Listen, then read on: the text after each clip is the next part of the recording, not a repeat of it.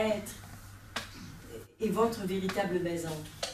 Donc, de vivre à partir de cet espace qui est le sien. Et je comprends tellement cette soif d'absolu.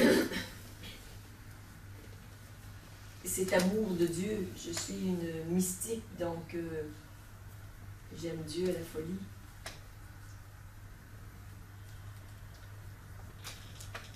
Mais Dieu, c'est pas l'absolu. Dieu, c'est la totalité.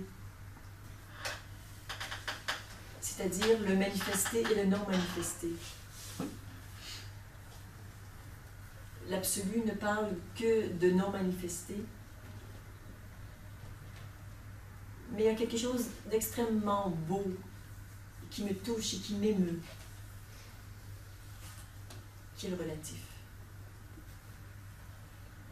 Qui est cette vie ordinaire d'un être humain, qui fait de son mieux pour se dépêtrer avec son travail, avec ses relations, avec un corps dont il ne sait pas trop prendre soin, avec tout ce qui constitue notre condition humaine. J'éprouve un amour infini pour ça, pour le relatif.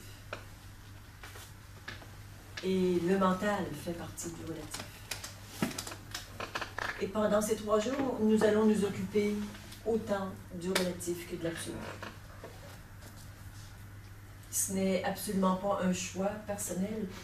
Je peux juste constater que pour moi, ce n'est pas possible de faire autrement.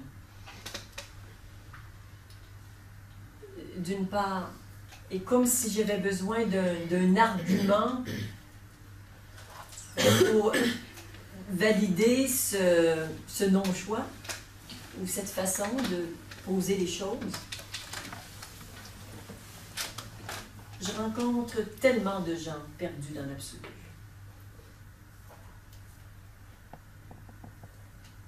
Pour toute personne sur un chemin spirituel, c'est tellement une belle cachette d'aller se cacher dans l'absolu.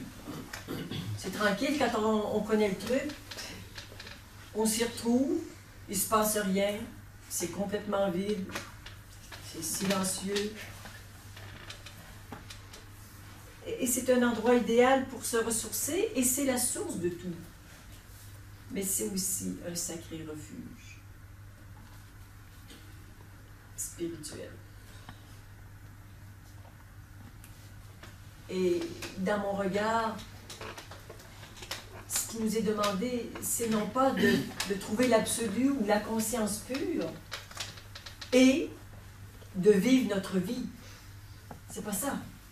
On veut les marier. On veut que cette conscience pure s'immisce dans nos vies pour que nos paroles, que nos gestes, que nos relations, pour que chaque instant de vie soit vécu en conscience. Et qu'il n'y ait plus de séparation entre Dieu et l'humain. Ça n'a jamais été séparé autre part que dans notre tête. C'est notre mental qui a séparé ça. Et plus on voit cette séparation qu'on s'est inventée pour expérimenter la dualité, plus on est capable de vivre dans notre quotidien ce mariage du divin et de l'humain, ou de la conscience et du matériel. Et pour moi, les gens qui sont sur un chemin spirituel et qui rejettent ou dénigrent d'une certaine façon le côté matériel, ne serait-ce que dénigrer l'argent, c'est facile quand on est spirituel de dire « Pouf, moi l'argent, ça ne m'intéresse pas. » Ah ben oui, dans ce geste, vous sentez qu'il n'y a pas beaucoup d'amour. Hein?